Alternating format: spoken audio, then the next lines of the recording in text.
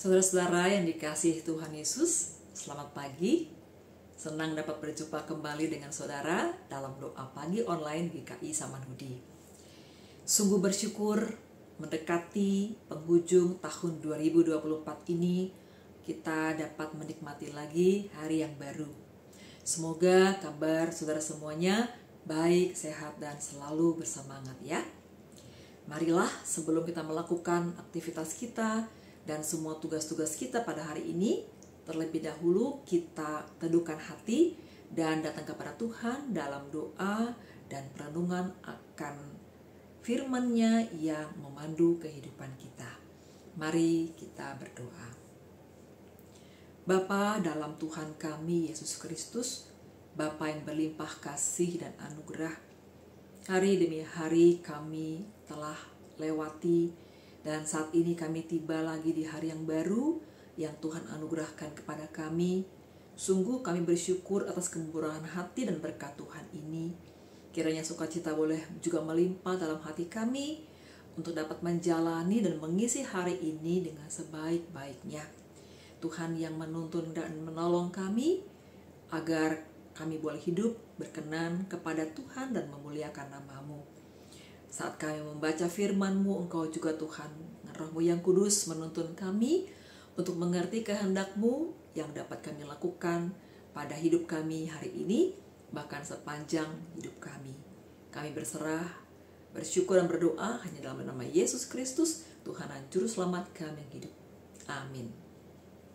Saudara-saudara, renungan kita pada hari ini, Jumat tanggal 27 Desember 2024, berjudul Saksi Abadi, didasarkan pada Injil Yohanes pasal 21 ayat 19b hingga 24. Mari kita membaca Alkitab kita. Sesudah mengatakan demikian, ia berkata kepada Petrus, "Ikutlah aku."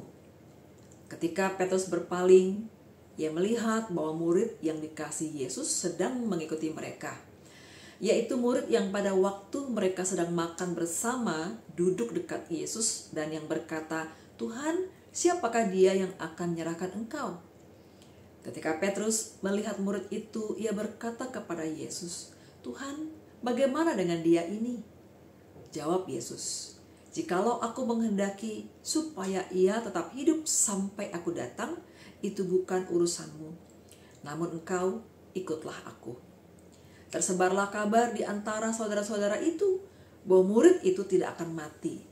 Namun Yesus tidak mengatakan kepada Petrus bahwa murid itu tidak akan mati, melainkan, "Jikalau aku menghendaki supaya ia tetap hidup sampai aku datang, itu bukan urusanmu." Dialah murid yang bersaksi tentang semuanya ini dan yang telah menuliskannya, dan kita tahu bahwa kesaksiannya itu benar.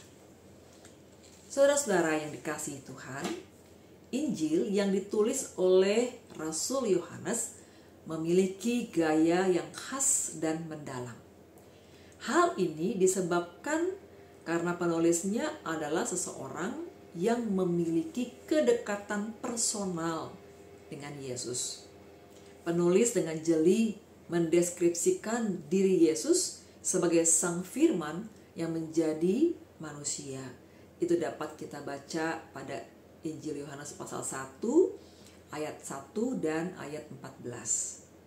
Ia adalah murid yang duduk dekat dengan Yesus saat perjamuan malam terakhir. Saudara-saudara, Rasul Yohanes memahami Yesus dari hati yang mengasihi. Secara khusus ia diberi karunia usia lanjut sehingga dapat bersaksi tentang semua perkataan dan tindakan Yesus. Yohanes tidak mengalami kematian sebagai martir. Kepada Maria ibunya, Yesus menyatakan bahwa Yohanes juga merupakan anaknya. Hal itu dapat kita baca dalam Yohanes 19 ayat 26. Kepada Yohanes, Yesus juga menyatakan bahwa Maria juga merupakan ibunya. Karena itu tidak mengherankan jikalau Injil Yohanes berulang-ulang mengutip perkataan Yesus tentang kasih. Sikap kasih Yesus terlihat dari bagaimana ia mengampuni kesalahan Petrus yang telah menyangkalnya. Hal itu dapat kita baca pada Yohanes 21 ayat 15 hingga 18. Saudara-saudara, setiap orang percaya seharusnya menjadi saksi Kristus yang setia dengan memberitakan kuasa penebusannya yang mengampuni dan memulihkan.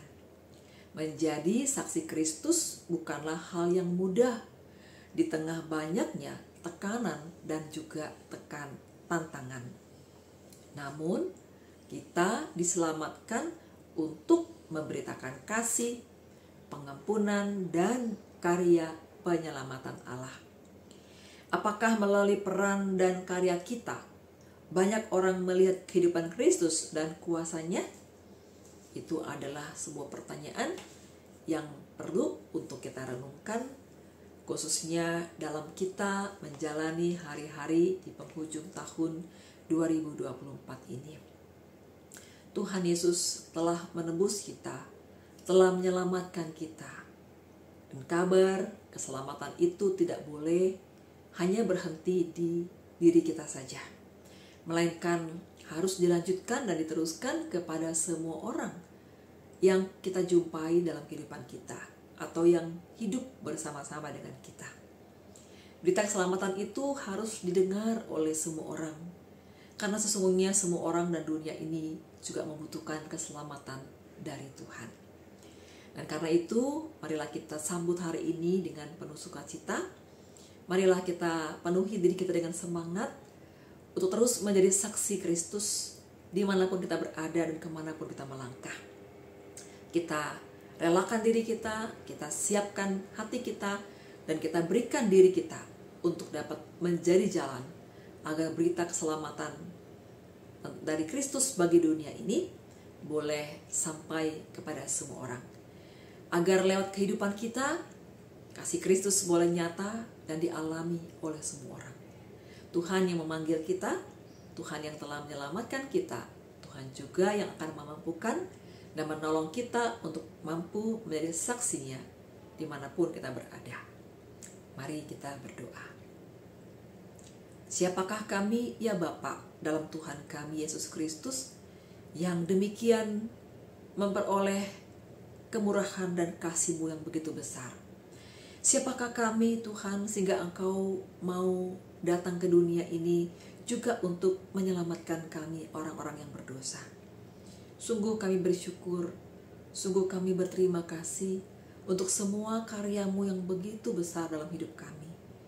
Engkau bukan hanya berkenan menyelamatkan dan menjadikan kami milik kepunyaan-Mu, tetapi Engkau juga berkenan untuk memanggil dan memakai kami untuk boleh menjadi saksi-Mu, untuk boleh menyatakan kasih-Mu kepada dunia, untuk boleh memberitakan kabar keselamatan kepada semua orang. Biarlah kami boleh terus melakukan dan menjalani panggilan ini dengan sukacita. Biarlah kami boleh terus mempersembahkan hidup kami sebagai jalan bagi kabar yang baik dari Tuhan sampai kepada semua orang yang boleh kami jumpai maupun mereka yang hidup bersama-sama dengan kami. Kami sungguh menyadari bahwa ungkapan syukur terbaik atas setiap kebaikan Tuhan dalam hidup kami hanyalah ketika kami juga bersedia untuk Tuhan pakai menjadi jalan berkat Tuhan bagi semua orang. Karena itu kami menyerahkan hidup kami hari ini dengan semua aktivitas dan tugas-tugas kami. Biarlah Engkau Tuhan yang menolong kami agar kami boleh menjadi berkat dalam setiap aktivitas, tugas, dan juga kegiatan kami bagi orang-orang yang kami akan jumpai pada hari ini. Biarlah kami juga boleh terus menjadi saksi kasih Kristus dalam sepanjang hidup yang Tuhan anugerahkan kepada kami. Sekiranya di tahun 2024 yang kami jalani ini, kami masih mengalami jatuh bangun dalam melakukan tugas panggilan sebagai saksi-Mu Tuhan, maka biarlah Engkau juga yang terus membentuk kami dan menolong kami agar memasuki tahun yang baru. Kami terus memiliki keyakinan dan juga semangat untuk menjalani panggilan kami sebagai saksi Kristus dengan terus mengarahkan hati kami kepada-Mu. Dan kami percaya Tuhan yang memanggil, Tuhan pula yang akan memampukan dan memperlengkapi kami. Kami serahkan juga semua pekerjaan kami hari ini. Kami serahkan keluarga yang kami kasihi. Kami doakan saudara kami yang saat ini sedang terbaring sakit di rumah maupun di rumah sakit. Mereka yang masih berjuang untuk mencari dan mendapatkan pekerjaan. Mereka yang masih mengalami kekhawatiran bahkan ketakutan dalam menghadapi hari-hari ke depan oleh karena berbagai masalah dan juga tantangan dalam hidup rumah tangga. Tuhan, dalam kesemua pergumulan yang umat-Mu hadapi, kiranya Engkau yang terus meneguhkan dan menghibur serta menguatkan. Terima kasih Bapa, kami serahkan doa kami dalam nama Yesus Kristus, Tuhan dan Gembala kami yang baik. Amin. Saudara-saudara, selamat beraktivitas. Tuhan memberkati. Bagi Bapak Ibu yang memiliki pergumulan khusus dan ingin didoakan, bisa menghubungi rekan-rekan pendeta di nomor berikut.